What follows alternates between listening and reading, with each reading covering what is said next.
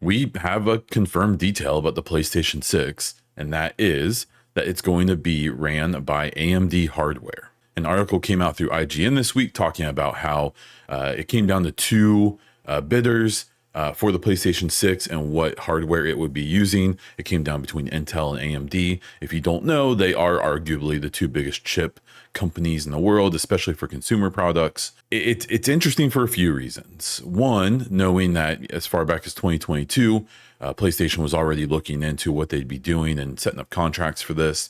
Especially interesting considering likely they won't be releasing this new console until like 2028, but it is a good reminder of how long the tail is and how long it takes to develop these new pieces of hardware.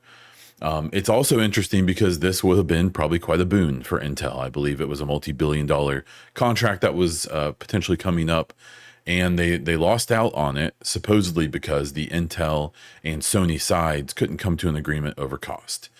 So something to consider about the chip situation in the world right now when it comes to this hardware. The vast majority of high-tech chips, whether it's in your PlayStation or your car or whatever, military technology and so on, is made in Taiwan by one company, TSMC.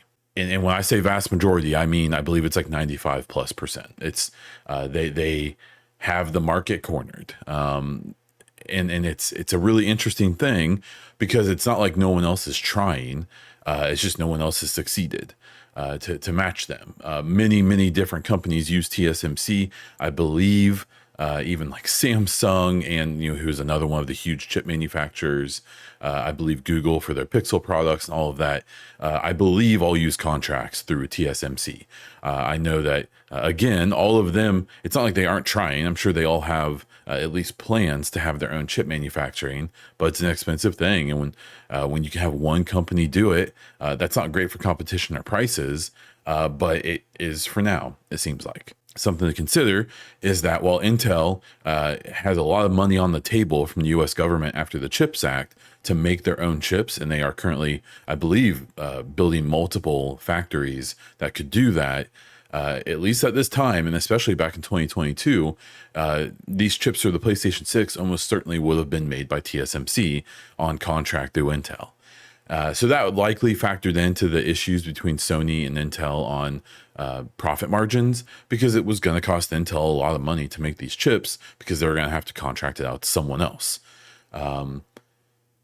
I think it's also interesting because this was even a conversation. PlayStation is likely pretty happy with their relationship with AMD.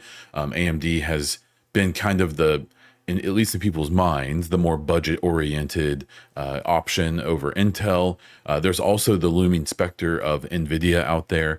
NVIDIA hasn't gotten into the more typical CPU market like Intel and AMD, but they are kind of doing their own things with ARM processors, and that's basically a different type of processor that could be extremely good eventually because they're very power efficient compared to AMD and Intel's x86 offerings, but they aren't there yet.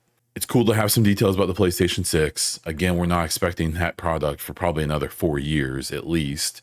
And so I think the other part of this that's interesting to consider is what Xbox is doing. We are not getting a mid-gen refresh of the Xbox, it seems. We're about to get the PS5 Pro here in 2024.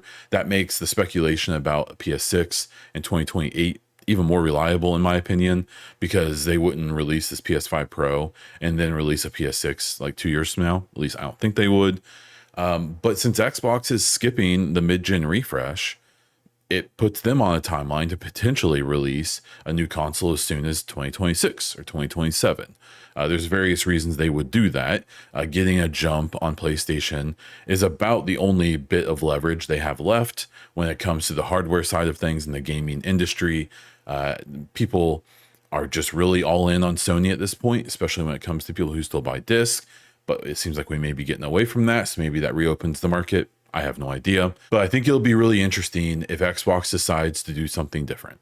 I would love to see them not just do an AMD APU, which is the CPU and GPU on one board, which is how most consoles work, it would be super cool, in my opinion, for them to take a Hail Mary shot and have like an Intel CPU and a NVIDIA GPU on some APU probably made by TSMC, more than likely. Because multiple reasons. I think it would be cool to have a legit, completely different set of hardware between the two consoles so we could actually have a conversation. The current PlayStation 5 and the Xbox Series X are essentially, in most ways, the exact same consoles. There are some pretty significant differences between them when how they handle like memory, and there's some cache differences and things like that, I believe. And technically the Xbox Series X has a faster CPU and GPU than the PlayStation 5. That hasn't really shown any difference in the real world. But at the end of the day, they're basically the same hardware. I don't want that to happen again. The other part of why I think it'd be interesting for Xbox as an Xbox fan to do something different is getting access to DLSS would be a pretty big deal. There's always a chance they could work with Intel to not only have Intel CPU and GPU and use Intel's XeSS, which is kind of the equivalent of DLSS from NVIDIA, or what PlayStation is now basically testing on the PlayStation 5 Pro being PSSR. These are all the techniques used to take low resolution, low frame rate games and boost them up to 4K 60 FPS or more. And NVIDIA currently has the best tech for that. And it's not even close. AMD is trying. They have a thing called FSR. The 3.0 version of it is decent. It's still not as good as the NVIDIA tech. But the PlayStation 5 and the Xbox Series X mostly only have FSR2 on a lot of games because they're AMD hardware, and it's kind of bad. If you see a game that's blurry and doesn't look very sharp and has lots of artifacts all over because the game is running at like super low resolution and it's boosting it up using FSR, if it looks bad, it's probably FSR if you're playing on current consoles. So I think it'd be interesting for Xbox to consider doing something different, really just to get access to DLSS.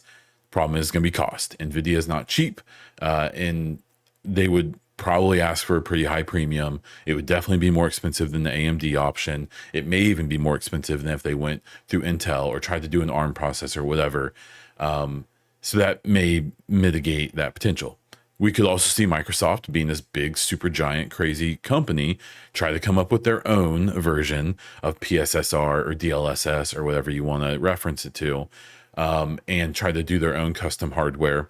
It's possible. Maybe they would do it through AMD. Maybe AMD is going to double dip and be making custom hardware for both of them. But that would still probably lead us to a point where we would end up with the next gen of hardware being essentially the same. And I think that would be boring. So that's just a personal take. I am really curious to see how all of this plays out.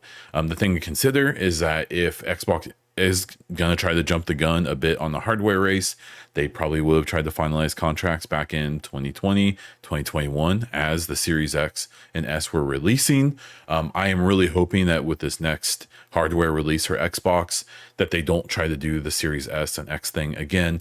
I appreciate the Series S. I think it ended up being kind of a swing and a miss. I really wish that there was a digital Xbox Series X and a non-digital one at launch. One would have been like 400, the other one 500, and I think they would have been better off in the long run when it's come to some of this parity with games and not having to worry about, you know, whether or not features have to be the same between them because they would have been the same hardware. I appreciate what they tried to do with the budget option of the Series S. I know a lot of people love the Series S and that it's a pretty cool machine, especially for what it costs. But I think it may have been kind of a folly in the long run. And I hope they don't do that again. Most of the rumors right now are that Xbox is going to replace the Series S with a handheld, and then they'll have their kind of big flagship home hardware as well. I think that's a better idea. I still worry that multiple SKUs isn't really in their favor, but as they get away from really caring about how many hardware units they sell, and they just try to be the biggest game publisher in the world that also happens to sell hardware, maybe they don't care and they'll do some kind of weird stuff, which weird stuff is typically good because it typically brings innovation. So I'm really excited to see what the gaming atmosphere looks like in the next 2, 3, 4, 5 years. And then even after that, 10, 20 years, it's going to be interesting. And I think we're going to see a lot of changes, and that's exciting. So come along with me. If you want more info on all of that, all those changes and anything gaming related, please consider subscribing to this channel. Like the video if you did. Leave a comment down below with what you think about all of this craziness. When do you think the next consoles are coming out, and whatever else you want to say. If you want to support this channel a little extra and get videos like this early, consider becoming a YouTube member. If you want to support in other ways, like buying merch or checking out my other content, hit the link down in the description of the video.